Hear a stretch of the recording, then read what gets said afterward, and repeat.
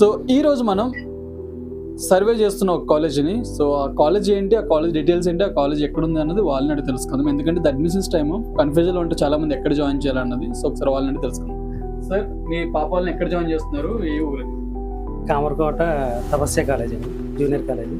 అక్కడ ఎందుకు జాయిన్ చేస్తున్నారు? మీ ఆప్షన్ చాలా వెతికే ఉంటారు కదా.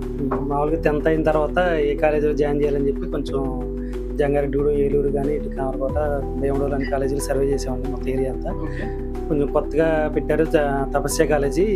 ఆ జగన్ సార్ గురించి కొంచెం తెలుసుకున్నాం మేము.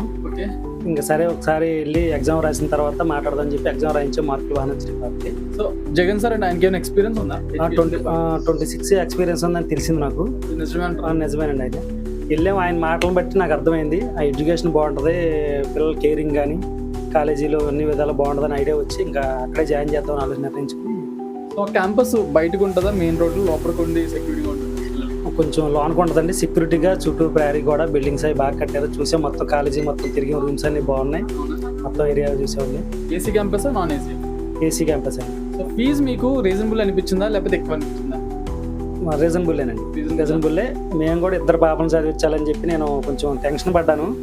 ఇబ్బంది, మనం పెద్ద కాలేజీకి వెళ్తున్నాం, ఫీజులు ఎక్కువ ఉంటాయి అనుకున్నాను. కానీ జగన్ గారు సార్ మాటలు చూసిన తర్వాత కొంచెం ఆయన ఇద్దరు పాపలను జాయిన్ చేస్తామని చెప్పి కొంచెం రిక్వెస్ట్ చేయగానే ఆయన ఫీజులు కూడా చూస్ చేశారు, బాగా చేశారు. సో ఈ వీడియో ముఖ్య ఉద్దేశం అంటే ఎవరైతే చూస్తున్నారో వాళ్ళకి జెన్యున్గా అర్థం కావాలి. సో జాయిన్ చేసే వాళ్ళకి ఒక క్లారిటీ కోసం అడుగుతున్నాం. ఇప్పుడు కొత్తగా ఈ వీడియో చూసి జాయిన్ చేయాలనుకున్నారు, మీరు ఏ కాలేజ్ సజెషన్ చేస్తారు? నేనైతే ప్రజెంట్ మాత్రం తపస్య జూనియర్ కాలేజీ కామర్కోట సజెషన్ చేస్తానండి.